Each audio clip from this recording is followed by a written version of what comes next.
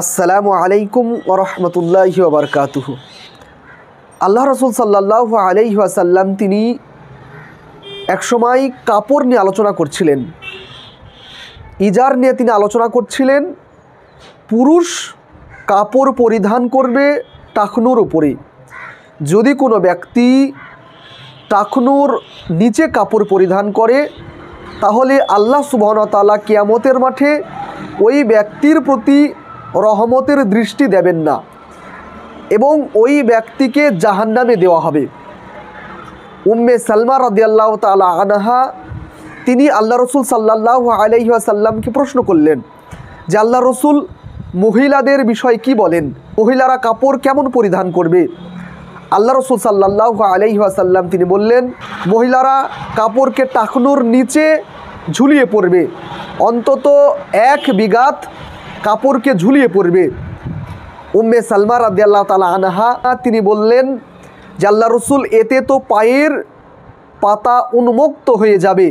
আল্লাহ রসুল তিনি বললেন, তাহলে 1 হাত পরিমাণ কাপড়কে ঝুলিয়ে পড়বে, তবে এর বেশি যেন না পড়ে। সুবহানাল্লাহ! চিন্তা করুন, আল্লাহ রসুল সাল্লাল্লাহু আলাইহি ওয়াসাল্লাম তিনি বলছেন মহিলারা যেন কখনোই কাপড়কে টাকনুর উপরে না পড়ে, তাদের টাকনু যেন কখনোই উন্মুক্ত না হয়। যদিও কাপড়কে 1 বিঘাত ঝুলিয়ে পড়তে হয়, তাতেও যদি না হয় 1 হাত পরিমাণ যদি ঝুলিয়ে পড়তে হয় তাও পড়বে, তবুও পায়ের গোড়ালি টাকনু যেন উন্মুক্ত না হয়। প্রিয় ভাই বোনেরা, আফসোস, দুঃখজনক বিষয়, আজকের মুসলমান আমরা পুরুষেরা আজকে কাপড়কে আমরা টাকনুর নিচে ঝুলিয়ে পড়ি, কাপড়কে মাটির সাথে নেটিয়ে পড়ি আমরা। আল্লাহ রসুল বললেন যে পুরুষ কাপড়কে টাকনুর নিচে পড়বে, অহংকার করে যে ব্যক্তি কাপড়কে ঝুলিয়ে পড়বে, আল্লাহর ওই ব্যক্তির প্রতি রহমতের দৃষ্টি দেবেন না, ওই ব্যক্তির থাকার জায়গা হচ্ছে জাহান্নাম। আল্লাহ রসুল তিনি বললেন, মহিলারা তোমরা কাপড়কে টাকনুর নিচে ঝুলিয়ে পড়ো। আজকের মুসলমান নারী, আজকে এক শ্রেণীর মহিলা তাদের পায়ের সৌন্দর্যকে প্রকাশ করার জন্য তারা কাপড়কে উঠিয়ে পড়ে, কাপড়কে টাকনুর ওপরে তুলে পরিধান করে, তাদের পায়ের সৌন্দর্যকে তারা প্রকাশ করতে চায়, পরপুরুষকে তার পায়ের তুরা পরিধান করা দেখাতে চাই, আলতা পরিধান করে পরপুরুষকে তার আলতা দেওয়া পাটা তারা দেখাতে চাই।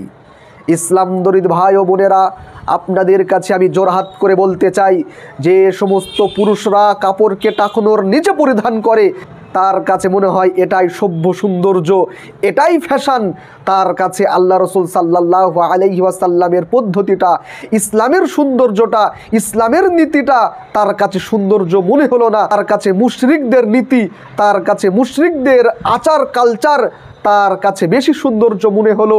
যে সমস্ত মহিলারা কাপড়কে টাকনুর উপরে উঠিয়ে পড়ে, তার কাছে ইসলামের সৌন্দর্যটা তার কাছে সৌন্দর্য মনে হলো না, তার কাছে আল্লাহ রসুল সাল্লাল্লাহু আলাইহি ওয়াসাল্লামের বলে দেওয়া পদ্ধতিটা তার কাছে গ্রহণযোগ্য মনে হলো না।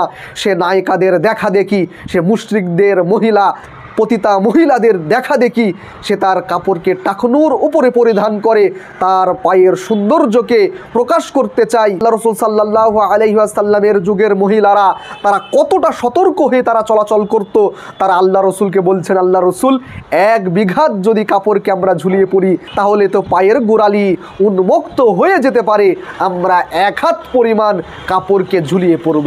সুবহানাল্লাহ! প্রিয় ভাই বোনেরা, আমি আপনাদের কাছে অনুরোধ করে জোরহাত করে বলতে চাই, ইসলামের নীতি, ইসলামের বিধানকে মূল্যায়ন করুন, ইসলামের কালচারকে মেনে চলুন। ইসলামের কালচার, ইসলামের বিধান মেনে চললেই পরিত্রাণ আছে, নচায়েত পরিত্রাণ নেই। পরিশেষে আল্লাহর কাছে দোয়া করি, হে মাওলাই কারিম, হে আল্লাহ, আমরা তোমার হুকুম আহকামকে সঠিকভাবে মেনে চলতে পারি সেই তৌফিক তুমি আমাদের দান করো। আমিন। আসসালামু আলাইকুম ওয়া রাহমাতুল্লাহ।